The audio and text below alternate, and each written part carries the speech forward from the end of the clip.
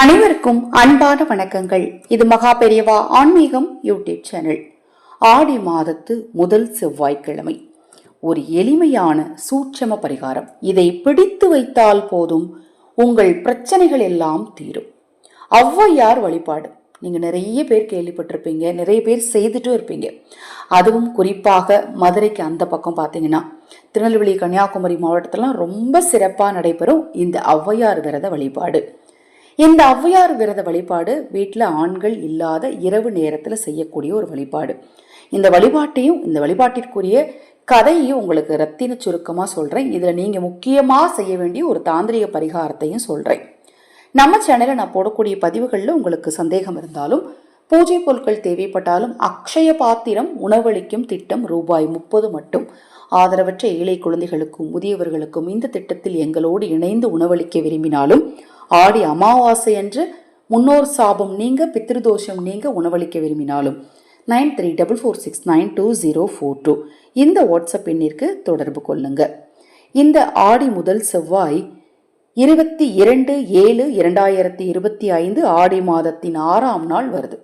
இந்த நாளில் இது என் வாழ்க்கையில் நடந்த உண்மை சம்பவம்னே சொல்லலாம். கடந்த 13 வருடத்திற்கு முன்னாடி எங்கள் அம்மா வீட்டில் இது ரொம்ப வருஷமாக ஃபாலோ பண்ணிட்டு இருக்காங்க. நான் கடந்த 13 வருடத்திற்கு முன்னாடி இருந்து தான் ஃபாலோ பண்ண ஆரம்பித்தேன். ரொம்ப கஷ்டமான ஏழ்மையான நிலையில் இருந்து ஓரளவுக்கு இப்போ வசதியான நிலையில் வாழ்ந்துட்டு இருக்கிறோம். இந்த ஏழ்மை நிலையும் வறுமை நிலையும் போக்கக்கூடிய ஒரு விரத வழிபாடு தான் இந்த ஔவையார் வழிபாடு. இந்த ஔவையார் வழிபாடு அப்படிங்கிறது பச்சரிசி மாவினால் ஒப்பில்லா கொழுக்கட்டை அவித்து ஔவையாரை நினைத்து செய்யக்கூடிய ஒரு வழிபாடு. ஔவையாரையும் விநாயக பெருமானையும் நினைத்து செய்யணும். ஒரு காட்டுக்குள்ள 7 அண்ணன் ஒரு தங்கை இருக்கிறாங்க. இருந்தாலும் 7 அண்ணன் இருந்தாலும் அந்த குடும்பம் ரொம்ப வறுமையா இருக்கு. 7 அண்ணனும் ஒரு நாள் போய் வேலைக்கு போயிட்டு வந்துடுறாங்க. வேலைக்கு போயிட்டு வரேன்னு சொல்லிட்டு போறாங்க. அந்த தங்கச்சி வீட்டில் இருக்காங்க. அப்போ பார்த்து ஒரு வயசான பாட்டி வந்து ஏதாவது தர்மம் கொடுமா அப்படின்னு சொல்றாங்க. அள்ளி போட மனசு இருக்கு, கிள்ளி போட எதுவும் இல்லைன்னு அந்த பொண்ணு சொல்கிறாங்க. ஏமா 7 அண்ணங்க இருக்கிறாங்க, இப்படி வறுமையில் இருக்கிறீங்கன்னு சொல்லி அந்த அம்மா வந்து இந்த விரத முறையை செய்யுங்கன்னு சொல்கிறாங்க. அன்றை வந்து பார்த்தீங்கன்னா அந்த அண்ணங்க வேலைக்கு போயிட்டு வந்து கொஞ்சம் நெல்மணிகளை கொடுத்துட்டு திருப்பி போயிடுறாங்க. அந்த நெல்மணிகளை இடித்து அதில் இருந்து அரிசியை நல்லா இடித்து அந்த அரிசி மாவை எடுத்து தண்ணீர் ஊற்றி பிசைந்து கொழுக்கட்டை மாதிரி செஞ்சு வச்சுறாங்க. ஏன்னா அவங்க வீட்டில் வேறு எதுவுமே இல்லை, கொழுக்கட்டை மாதிரி செஞ்சு வச்சுக்கிறாங்க. செஞ்சு வச்சுட்டு சரி விளக்கு பொருத்தலாம் அப்படின்னா எண்ணெய் இல்லை. எண்ணெய் வாங்க கடைக்கு போகிறாங்க. கடையில் காசு இல்லைன்னா எண்ணெய் தரலைங்கிறாங்க. அந்த காலத்தில் பெரிய பானையில் தான் எண்ணெய் வாங்குவாங்க. ஊற்றுங்கன்னு சொல்கிறாங்க, ஊற்றுறாங்க. ஊற்றி முடிச்சோடனே என்கிட்ட காசு இல்லைன்னு சொன்னோடனே குடும்ப எண்ணெய்ன்னு தூக்கி ஊற்றிட்டு அந்த பானையை திருப்பி கொடுத்துட்றாங்க. அந்த பானையில் ஒட்டிகிட்டு இருக்க அந்த கொஞ்சோண்டு எண்ணெய் ஊற்றி அந்த பொண்ணு விளக்கு பொருத்த போகுது. நெருப்பு இல்லை. தூரத்தில் பார்க்குது, சுடுகாட்டில் கொஞ்சம் நெருப்பு தெரியுது. அந்த நெருப்பு எடுத்துகிட்டு வந்து விளக்க பொருத்தி சாமியை கும்பிடுது. மறுநாள் காலையில் பார்த்தீங்கன்னா அந்த நாட்டு ராஜாவுடைய பையன் வேட்டைக்கு வராரு, புலி துரத்துது. அப்போ ஓடி ஓடி களைச்சி போய் எங்கேயாவது ஒரு வீடு இருந்தால் தண்ணி குடிக்கலாமே அப்படின்னு பார்த்தா இந்த வீடு தெரியுது. தண்ணீர் கேட்குறாரு. அந்த பொண்ணு வெளியில் வந்து கொடுக்குறாங்க. அந்த பொண்ணு ரொம்ப பிடிச்சிருது. கல்யாணம் பண்ணி தன்னுடைய அரண்மனைக்கு கூட்டிகிட்டு போயிடுறாரு. செல்வந்தர் ஆயிடுறாங்க. கூட இருக்கிற அண்ணனுக்கெல்லாம் செல்வந்த வீட்டில் கல்யாணம் பண்ணி கொடுத்து சந்தோஷமாக இருக்கிறாங்க.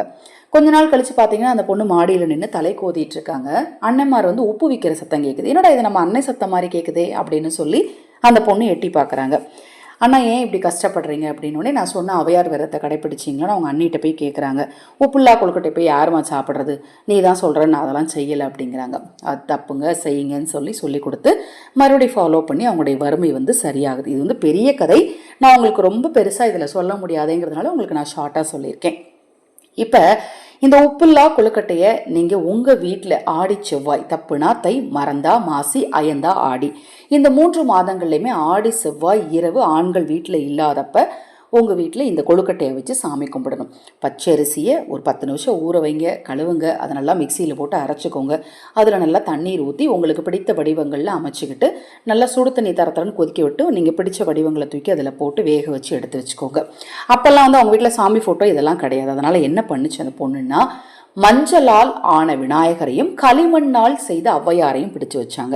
உங்களுக்கு களிமண் கிடைச்சது அப்படின்னா களிமண்ணால் வந்து நீங்கள் ஔவையாரம்மன் மாதிரி செஞ்சு வச்சுக்கலாம். இல்லை அப்படின்னா மஞ்சளால் பிள்ளையார் பிடிச்சு அருகம்புல் போட்டு இந்த கொழுக்கட்டையை நைவேத்தியமாக வைத்து உங்களுடைய வறுமை தீரணும் அப்படின்னு மனதார வேண்டிட்டு செஞ்சீங்க அப்படின்னா எப்பேற்பட்ட கடனும் நிச்சயமாக தீருங்க. இது கதை கிடையாது, நிறைய பேர் வாழ்க்கையில் நடந்த உண்மை சம்பவம். இப்போ நான் சொன்ன இந்த பதிவில் உங்களுக்கு என்ன சந்தேகம் இருந்தாலும் வாட்ஸ்அப்பில் கேளுங்க. அந்த கொழுக்கட்டை பெண்கள் மட்டும்தான் சாப்பிடணும், ஆண்களுக்கு கொடுக்கக்கூடாது. அந்த மஞ்சள் விநாயகரை மறுநாள் எடுத்து பெண்கள் முகத்தில் பூசுறதுக்கு பயன்படுத்திக்கலாம், தாலி சரட்டில் பூசிக்கலாம். ரொம்ப ரொம்ப எளிமையான இந்த வழிபாட்டை நாளை ஆடி முதல் செவ்வாய் இரவு செய்யுங்க.